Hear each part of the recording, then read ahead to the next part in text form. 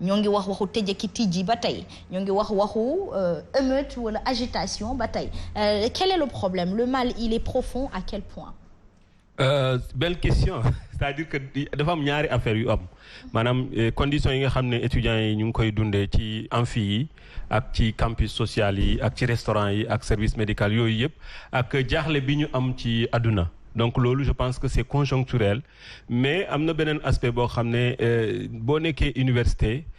feu ba Djiboka daf ko doon wax ne bu ñu demee di waxtaan ak moom dafa doon wax ne un étudiant bu calme bu dul tàngal bu dul xeex bu dul fayet bu dul bañ kooku du étudiant parce que bañ nañu ko sax université dañu leen daan tabax ci àll bi c'est-à-dire ñu bañ a nekk ci biir dëkk bi donc ça veut dire que quelque part boo ñëwee université dañu ne sax lux mea lex c'est-à-dire que sama yoon leeraay la donc ça veut dire que foofu ku fa dem rek da nga war a comprendre ne da nga war a nekk bañkat donc loolu c'est tout à fait normal donc bañkat boo ko ci kokkali nag laal ko ci ay problème yow yaa ko tooñ donc souvent loolu mooy tax toujours muy tàng te noonu la war a demee parce que jeune bu ñu ci toolee ñun ñëpp doyen bi ñoom Assane yéen et cetera ñun bu ñu ci toolee woon nii la ñu meloon donc ça c'est tout à fait normal ñi fi nekk nag ñoo war a comprendre xale yi xam ne seen jamono la ñuy doxal.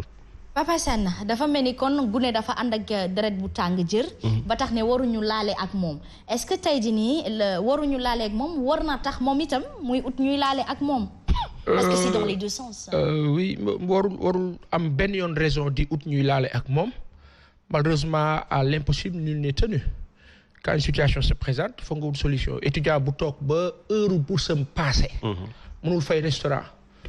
amul paas bu mu ñibbee mënul dem seen dëkk ndeysaan te 60 000 francs wala ñenn ñi 18 000 wala la ca des yi ñuy jot dañ koy jël séddoo ko ak seen famille. yónnee jéem a takkale après di booru quand des gens ne sont pas aidés ainsi après ñoom amuñu choix donc ils font face à une difficulté boo xam ni et malheureusement tout le temps muy am chaque weer rek ñu ne noo étudiants yi ñu ngi sànni xeer pour ñu fay leen seen bourse. da lay frustré daal. oui léegi ki nga xam ne moo war a fay bourse. bu dee direction des bourses on va pas dire peut-être l'État ñoo fàtte l'État mais la direction des bourses nga xam ne ñoom ñooy amee loolu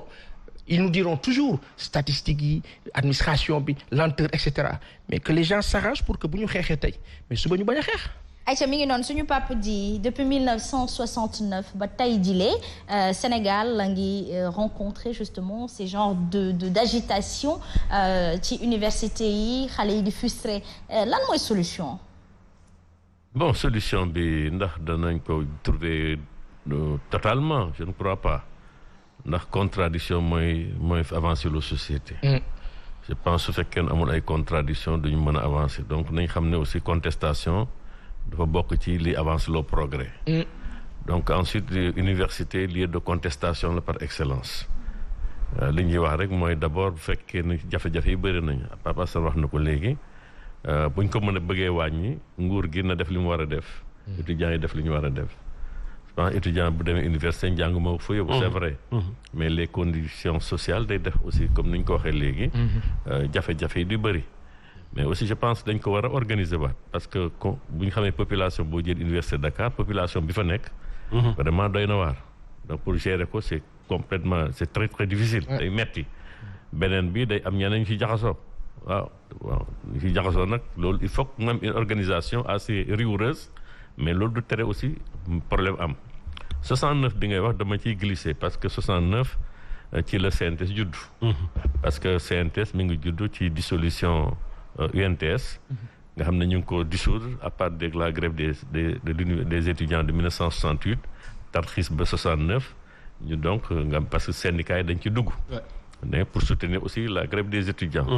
ci loolu lañ ko dissoudre CNTS daal di juddu sur les centres donc de l'UNTS di wax ne rek contestation yi foog mu am beneen bi mooy il faut que structures yi nga xam ne recrutent étudiants yi ak ñi nga xam ñoo ŋànk administration université yi ñu créer des structures de dialogue. de dialogue permanent. duñ xaar rek ba problème am ñu door a dëbbal mais dafa war a nekk officiel ñu institutionnaliser ko. nga xam ne léegi dialogue bi day nekk tout le temps ñu gàttandu donc régler les problèmes en amont pas en aval c'est-à-dire il faut avoir une attitude préventive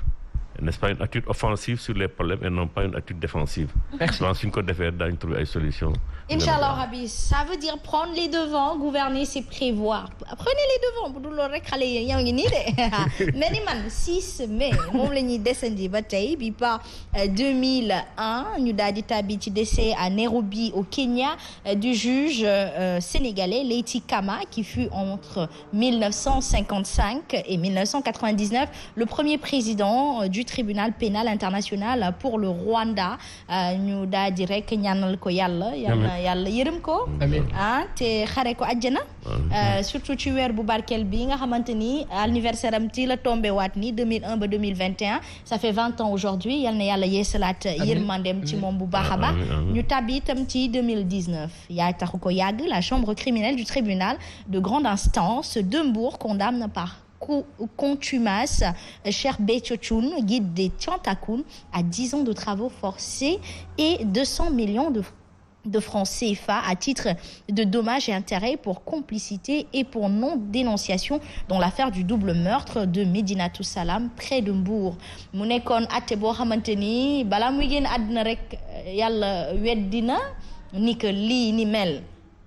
amut ci jëmmam te ginnaaw loolu rek ci la ko suñu borom jël yal na yàlla yokk leeram te tas ko ci barke. Allahumma amin. Je vais te répondre sur 2 mots. Gor am na lu mu dul nangu. c'est vrai. ndeysaan te lii nag mooy kilifteef Seydou moo tax ñun doom yi professeur dañu war a xoolaat suñu taxawaay ak suñu jëfin ak suñu demin ci mbir parce que doom ju nekk rek ambassadeur u sa waajur nga nag taalibe bu nekk ambassadeur u sa wasila nga lépp looy def muy xër booy bëggal ndànk boo ci demal ndànk te boo féetewoo dëgg jarut xeex jarut xuloo ba bakkan di si rob suñu borom ak ay mbiram dafa yéeme am na loo xamante ni da nga koy daw ba faaw parce que bu demee ba metti sa kilifa mooy taxaw te ku ci nekk bañ na ñu daal di teg lu ñaaw ci deru kilifam wala loo xamante ni tuuma la boo xamante ni boo demee wéet ak sa borom bopp nga xam ne ni yaa ci dugal kii di sa kilifa te nag comme da di gor garmi mënul dellu ginnaaw fa mu avancé du dëgg dans la presse sénégalaise comme fi nga toog nii tey bu xasma waxoon lu ëpp lu graaw wala Pa Assane wala Binta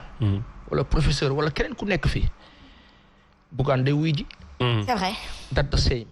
donc am na loo xam ni toujours dafay engager la responsabilité ak la personne morale et tout d'où l'importance de toujours être prudent mesuré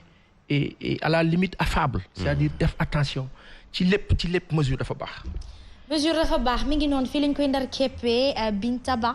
dañuy fas yéene daal di dugg ci li nga xamante ni parce que nga noppi boobu ba léegi. voilà Asma ñii li ñuy wax dafa am solo bu baax a baax moo tax maa ngi leen déglu religieusement comme ni mu ko waxee Abdourahmane Camara yàlla na ko yàlla yërëm bu ñu doon nekk rédaction da doon wax la ngeen di bind xam leen ko parce que dañ naan directeur de publication moom mooy wuy ji à chaque fois donc comme ni ñuy wax rek boo njabootee coono dikkal na la ndax yenn saay di nga si am ku xaw a mel ni Binta nekk brebis gala donc bu xawee def naka sudul noonu rek sa responsabilité à chaque fois la ñuy interpeller Asma. mi ngi noonu Aïcha ñu ndar keppee ko foofu bi pa dugg ci actualité fu mburu mi di xoyom mi réew mi fii la toll Pape Assane Seck daal ñu ko dictal tout de suite on le reçoit et on l'accueille.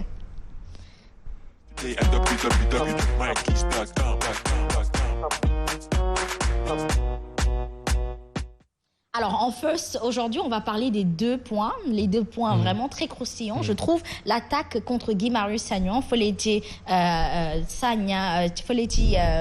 Nianing, voilà. Donc